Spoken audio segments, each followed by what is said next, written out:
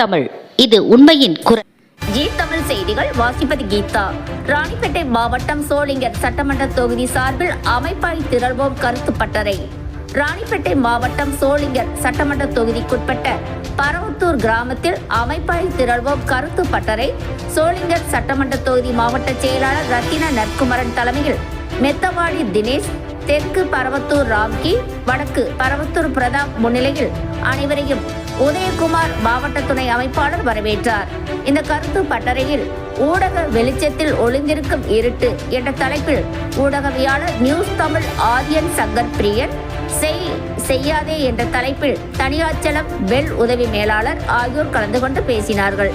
இதில் மண்டல துணை செயலாளர் ஆக்கோ வெற்றி வல்லவன், காமு கவியரசன், ஒன்றிய செயலாளர் முகமது இஸ்மாயில், சுமன் ராஜ், மகளிரணி இல்லாமல்லி, கௌசல்யா, திவ்யா மற்றும் முகாம் ஒருங்கிணைப்பாளர்கள் அசோக் குமார், சதீஷ்குமார், சூர்யா, சுகுமார், முகிலன், நந்தா, சோளிங்கர் நகர செயலாளர் பாலு, ஆட்டோ சவுந்தர் உள்ளிட்டோர் கலந்து கொண்டு சிறப்பித்தனர்.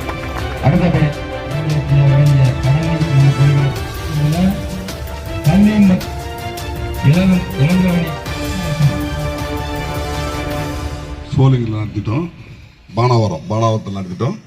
ரெண்டு இங்கே அடுத்தது ஒரு அறிவிப்பார், 1 2 சொல்லிட்டு அறிவிப்பார், மாவட்ட செயலர் அறிவிப்பார். அருமையாக எடுத்துரைத்தனர்.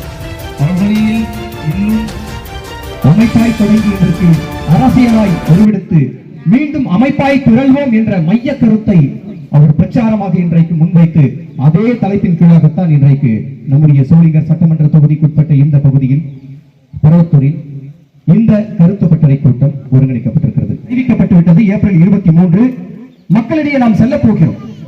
எழுச்சி தமிழரின் முடிவு எதற்காக என்பதை நாம் விளக்கி சொல்ல வேண்டும். அவருடைய அந்த அர்ப்பணிப்பு நம்முடைய அண்ணன் சட்டமன்ற தொகுதியினுடைய மாவட்ட செயலாளர் கூறியிருந்தார். திருமணம் கூட செய்யாமல் அவருடைய வாழ்க்கையை ஒட்டுமொத்த நம் சமூகத்திற்கு மட்டுமா இல்லை, அங்கேயும் புரிதல் வேண்டும். ஒட்டுமொத்த தமிழ் சமூகத்திற்கும், அதையும் தாண்டி ஒட்டுமொத்த இந்திய தேசத்திற்குமான அடுத்த நிகழ்கால புரட்சியாளராக, அடுத்த நிகழ்கால அண்ணல் அம்பேத்கராக, அடுத்த வாழும் புரட்சியாளராக எழுச்சி தமிழர் அவர்கள் இன்றைக்கு வாழ்க்கையை அர்ப்பணித்துக் கொண்டிருக்கிறார். எந்த வகையில் நாம் அறிவார்ந்த சமூக மக்களாக மாற வேண்டும் என்பதற்காகத்தான் இந்த கருத்து பட்டறை ஏற்பாடு செய்யப்பட்டிருக்கிறது. பொதுவாக ஒரு சமூகத்தினுடைய முன்னேற்றம் என்பது எதை வைத்து அளவிடப்படுகிறது என்று சொன்னால், அந்த சமூகத்தில் இருக்கிற மக்களுடைய கல்வி அறிவு, எந்த அளவுக்கு கல்வி பெற்றிருக்கிறார்கள் என்பதை பொறுத்து தான் அந்த சமூகம் வளர்ந்திருக்கிறது என்று பொருள். இரண்டாவதாக, பொருளாதார ரீதியாக நீங்கள் எந்த அளவுக்கு வளர்ந்திருக்கிறீர்கள் என்பதை பொறுத்து தான் அந்த சமூக வளர்ச்சி கருத்தில் கொள்ளப்படும்.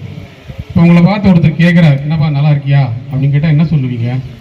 நீங்கள் கல்வியிலும் பொருளாதாரத்திலும் வளர்ந்திருந்தால் என்ன சொல்வீர்கள் என்று சொன்னால், நான் நன்றாக இருக்கிறேன் அப்படின்னு தான் சொல்லுவீங்க.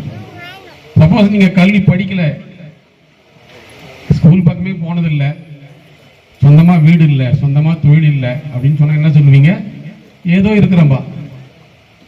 அப்போ இந்த ஏதோ இருக்கிறம்பான்னு சொல்றது முக்கியமா, அல்லது நான் நன்றாக இருக்கிறேன் என்று சொல்வது முக்கியமா என்பதை நாம் யோசிக்க வேண்டும்.